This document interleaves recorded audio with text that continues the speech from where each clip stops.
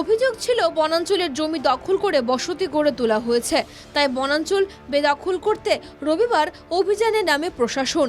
গোয়ালপাড়ায় দহিকটায় বেদখল মুক্ত হয় 1140 বিঘা জমি। প্রশাসনের এই উচ্ছেদ অভিযানে অসহায় হয়ে পড়ে দহিকটার 580টি পরিবার।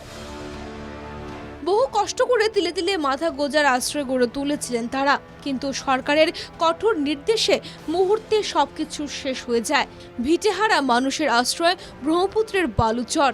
সোমবার এনকেটিভি বাংলার ক্যামেরায় ধরা পড়ল করুণ দৃশ্য। এই ঠান্ডার মধ্যে বালুচরে রাত কাটাচ্ছে শত শত পরিবার।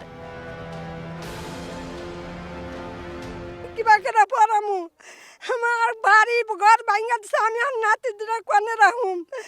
আমার নাতি দুটা কোনে রাখবেন, আমাকে জায়গা বানা দেন। আমার নাতি দুটার মানে পড়া নষ্ট হয় না।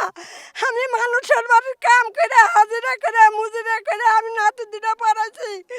এক নাতি পড়াইছি আমি ফার্স্ট ইয়ার নাকা দিই, আরেক নাতি পড়াইছি আমি মেট্রিক নাকা দিই।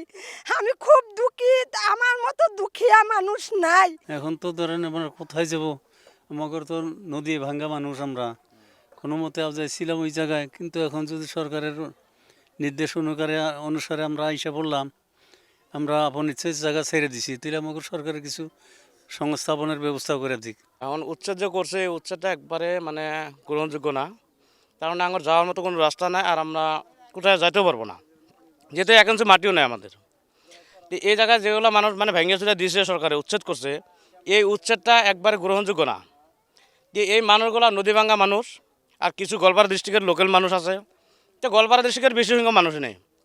এই মানুষগুলার মানে নদী ভাঙ্গা সারা মানে সর্বসারা হয়ে গেছে, মানে কোনো জায়গায় মাটি নেই আর কি। আমরা অনেককে আহ্বানও করছি, কিন্তু এখানে কেউ আসছে না। এরা তো বিদেশি লোক না, এই আসামেরই লোক।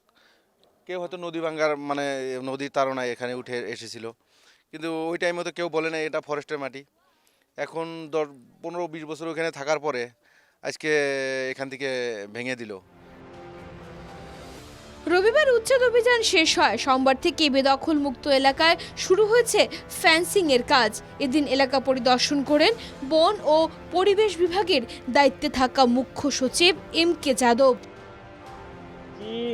আমি বহি পেলাই এই যিটো আমাৰ 153 হেক্টৰৰ যিটো এইটো মাটিকালি আছে, ইয়াৰ আমি পৰিকল্পনাটো কেনেকৈ কৰিম, নাৰ্চাৰী ক'ত হ'ব, আমি প্লান্টেশ্যন কেনেকৈ কৰিম, ইয়াৰ উপৰিও অলৰেডি যোৱাকালিৰ পৰা আমি ফেন্সিঙৰ কাম আৰম্ভ কৰিছিলোঁ।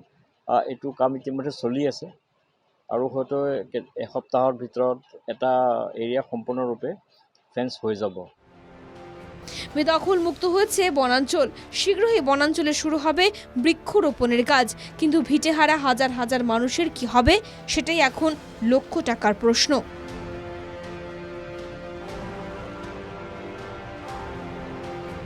গোয়ালপাড়া থেকে রশিদুল হোসেনের রিপোর্ট, এনকেটিভি বাংলা।